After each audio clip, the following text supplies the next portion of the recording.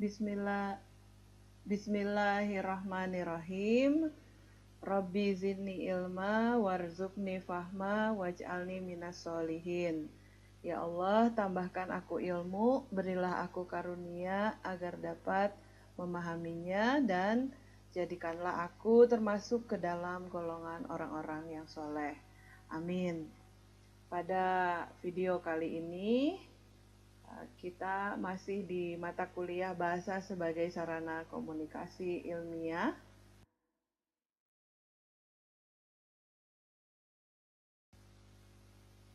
Saya Dia Lismaya akan memandu kita semua dalam membahas topik ketiga, subtopik ketiga dalam topik plagiarisme, yaitu mencegah plagiarisme.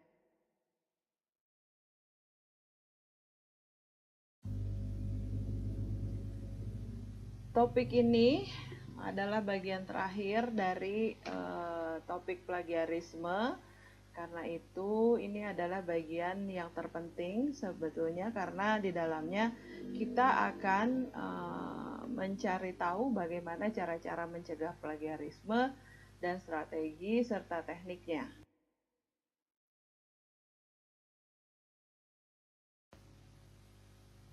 Adapun teknik atau strategi mencegah plagiarisme yang akan saya sampaikan ini berdasarkan The Johannes Ontoro Library tahun 2017. Jadi ini merupakan panduan dari perpustakaan The Johannes Ontoro ya.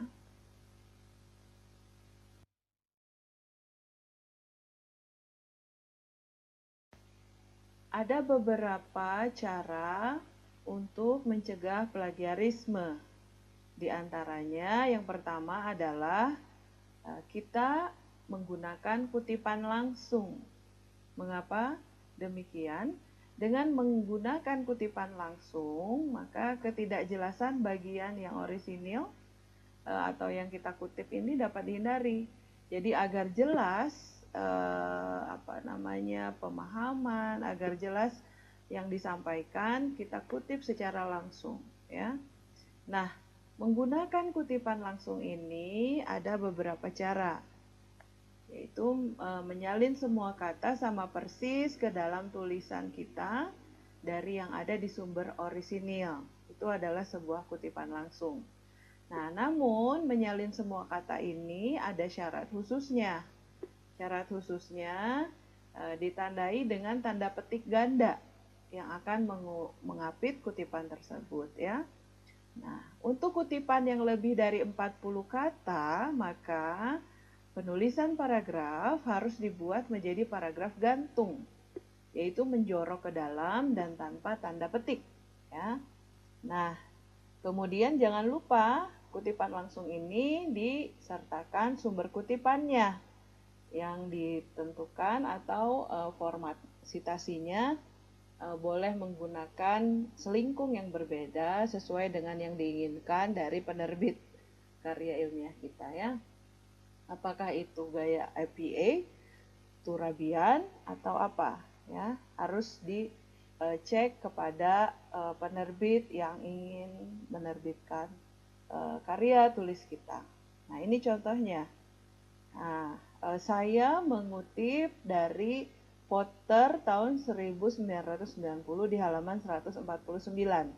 Tulisan yang saya kutip adalah writing began as a means of storing data and quickly proved to be of immense value in establishing facts and then recording them accurately. Ya, karena memang pada awalnya menulis digunakan untuk menyimpan data dan merekam fakta. Itu yang dikemukakan Potter.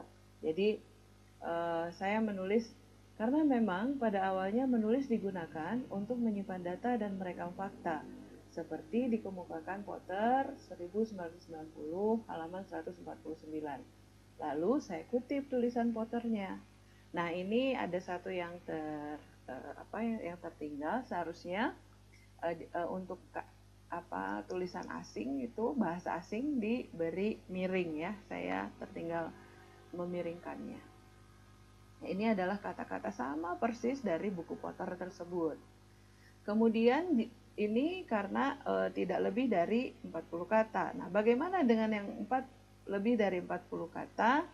Misalnya saya mengutip definisi laporan dari buku Keraf di halaman 284. Maka tulisannya ini dikecilkan fontnya menjadi 11, kemudian dipadatkan spasinya dan dijadikan paragraf gantung. Ini harusnya paragrafnya 1 spasi gitu ya. Antara tulisan Keraf sebagai berikut titik dengan laporan itu harusnya 1 spasi. Baik, ini caranya ya. Jadi digantungkan dari tulisan yang kita tulis oleh pemikiran kita, gitu ya.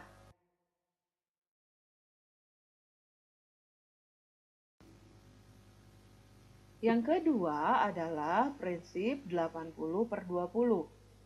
Prinsip 80/20 ini adalah total kutipan langsung perlu dibatasi, yaitu maksimal 20%. Jadi dalam tulisan kita tidak boleh lebih dari 20% kutipan, ya. Karena itu untuk kutipan ini tulisan orisinil kita yang mencakup 80% ya dari keseluruhan tulisan. Nah, yang 20% adalah batas maksimal penggunaan kutipan. Jadi kutipan langsung ini dapat berupa teori, definisi, konsep, proses, pernyataan, fakta, data angka, tahun, kurun waktu, atau hal lainnya yang tidak dihafalkan.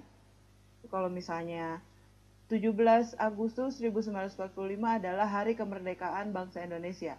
Nah, kalau itu sih tidak perlu tidak perlu, orang-orang sudah tahu, paham itu gitu ya. Jadi itu tidak perlu adanya kutipan. Jadi tidak perlu dihafalkan. Karena orang sudah hafal. Nah, kemudian total kutipan yang diambil dari satu karya itu tidak boleh melebihi 10% ya. Hal ini sesuai dengan berkaitan dengan hak cipta. Total halaman yang boleh difotokopi adalah tidak lebih dari 10%.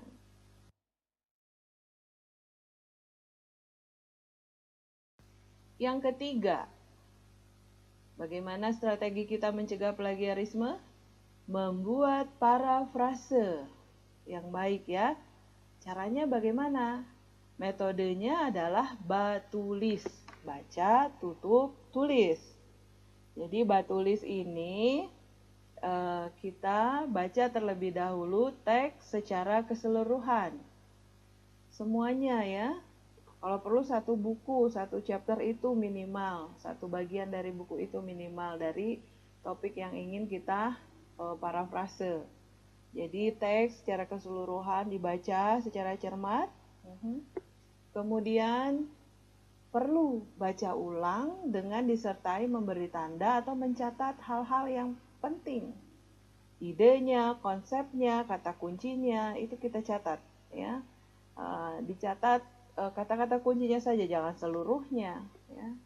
Kemudian setelah mencatat bagian-bagian yang penting itu, tutup teksnya, jauhkan dari jangkauan. Yang kita lihat hanya catatan kita ya. Nah, melalui catatan yang kita buat inilah kita membuat parafrase. Nyatakan ulang makna teksnya dengan kalimat sendiri. Jadi nanti penulisan ulang dapat mengubah bentuk kalimat dari pasif menjadi aktif atau dari aktif menjadi pasif. Atau struktur kalimatnya yang lebih pendek. Atau menggunakan sinonim atau frase yang berbeda tapi masih mempunyai makna yang sama dengan ide, konsep, dan kata kuncinya. Nah, kalau kita sudah memparafrase, jangan lupa mencantumkan sumbernya, siapa yang nulis itu. Ya. Jadi kita tidak mengutip langsung, tapi memparafrase, bukan merangkum ya, memparafrase itu. tapi menyatakan ulang apa yang dikemukakan dengan struktur cara penulisan yang berbeda. Itu adalah parafrase. Jangan lupa mencantumkan sitasi atau penulis aslinya.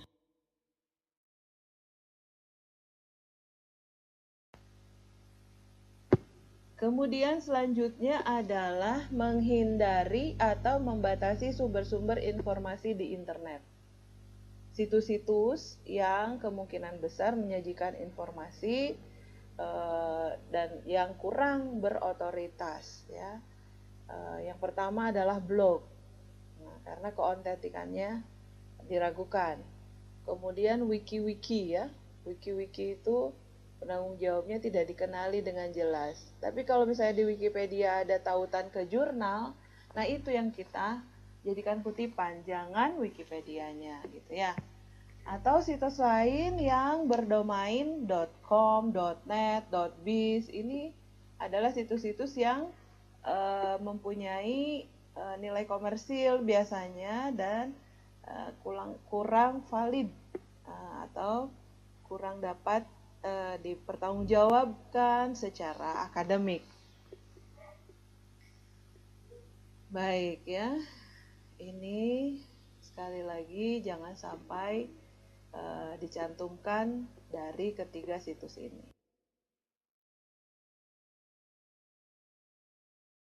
Selanjutnya, agar kita terhindar, agar kita juga tadi ya, kalau dari spektrum plagiarisme itu ada spektrum error.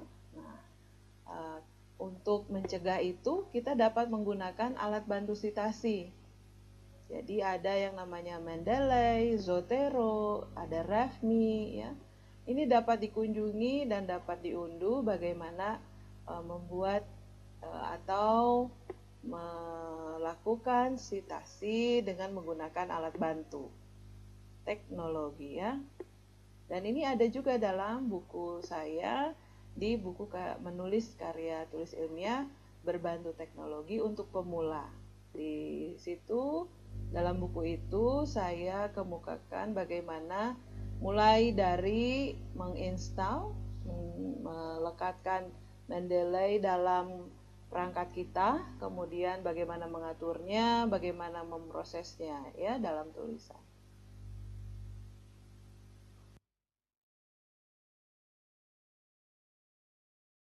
Yang tadi ini APA style yang pertama ya. Jadi nama penulis dulu dalam kurung tahun, kemudian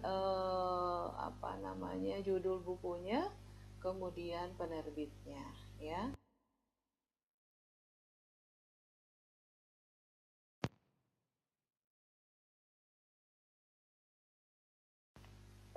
Pastikan artikel kita tidak terdeteksi plagiarisme dengan menggunakan bantuan dari pendeteksi plagiarisme seperti Turnitin.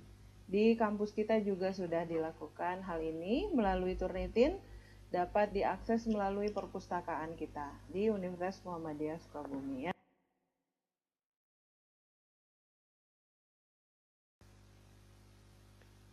Nah, jika langkah-langkah tersebut sudah dilakukan, ada satu hal yang mungkin dapat membantu untuk sebagai brainstorming kita semua. Kita harus mengingat ulang ya bahwa Newton itu seorang ilmuwan, menemukan dasar fisika modern mengenai hukum gravitasi saat dia sedang bersantai di bawah pohon apel. Ya, ketika apel itu jatuh ke kepalanya.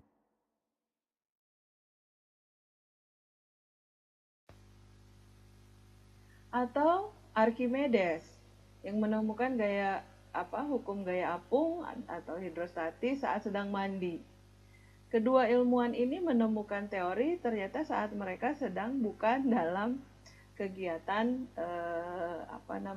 kegiatan menulis atau sedang di depan buku kerjanya ya, tapi justru dalam kegiatan sehari-harinya. Nah, dari sini saya teringat kepada salah satu dosen saya dulu di S1, Ibu Purnomo Wulan pernah mengatakan bahwa kamu akan lulus sastra Jerman, karena saya di sastra Jerman waktu itu.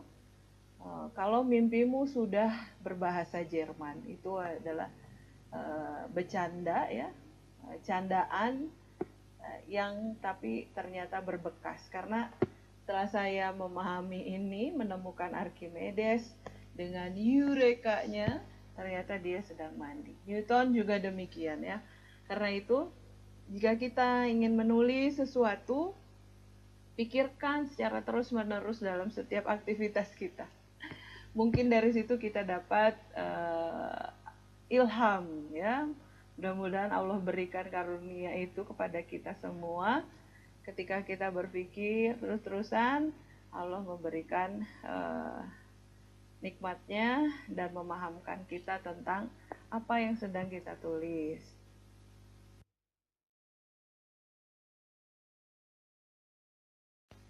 Nah, ini adalah sebuah inspirasi yang lain. Ini adalah manusia pertama yang bercita-cita terbang. Jadi dia membuat sayap dalam tubuhnya. Ya.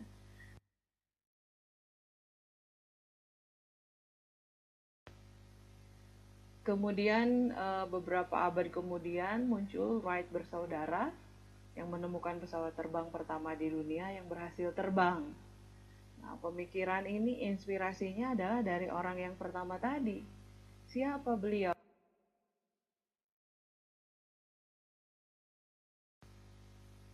Beliau adalah Abbas Ibnu Firnas, the first aviator. Jadi bapak penerbangan dunia pertama adalah ilmuwan muslim ya. Mudah-mudahan menjadi inspirasi. Dan tentunya juga hal ini yang menginspirasi ilmuwan Indonesia. Anda tahu siapa kira-kira?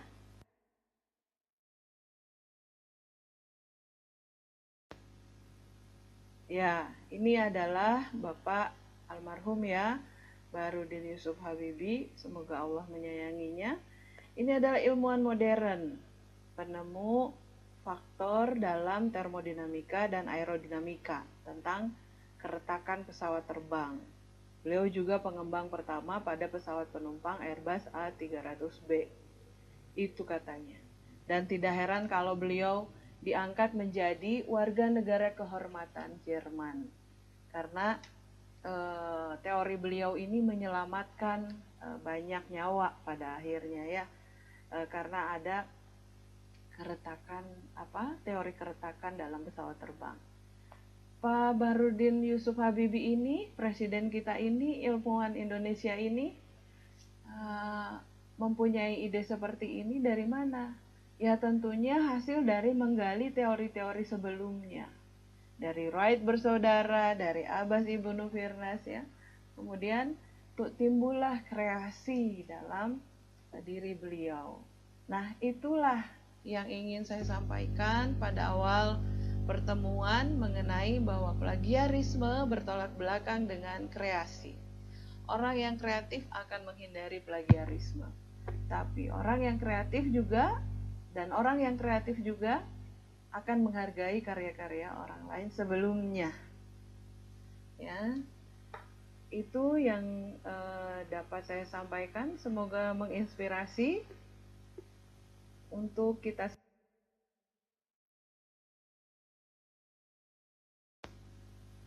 Dan ini adalah salah satu pengingat dari Antonio Gramsci ya. Pada dasarnya semua orang punya potensi menjadi intelektual sesuai dengan kecerdasan yang dimilikinya dan dalam cara menggunakannya. Akan tetapi tidak semua orang adalah intelektual dalam fungsi sosial. Nah, kita harus dapat memilih peran kita dalam sosial sebagai apa. Kita harus dapat melatih diri melakukan nilai-nilai moral seperti Kilpaktik, Sokrates ya, sudah dikemukakan dalam pertemuan pertama kemarin. Karena itu, mari melatih diri untuk mencegah tindakan plagiasi.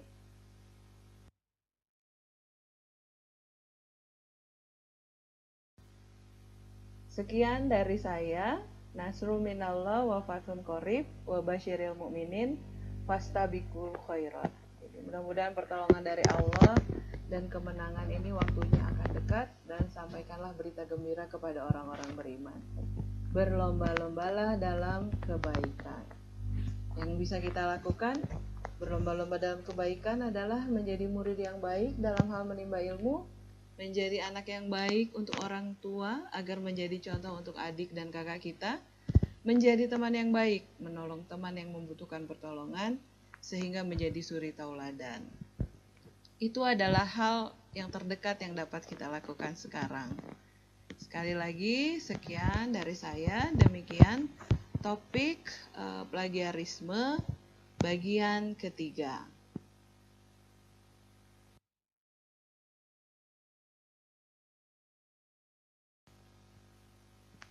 Stop plagiarisme sekarang juga.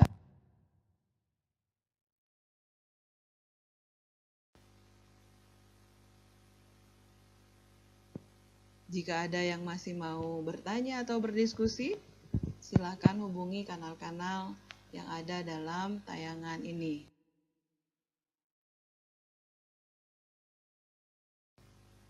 Saya Diah Lismaya, SSMPD CIQAR, menutup topik plagiarisme dalam mata kuliah Bahasa sebagai Sarana Komunikasi Ilmiah. Terima kasih.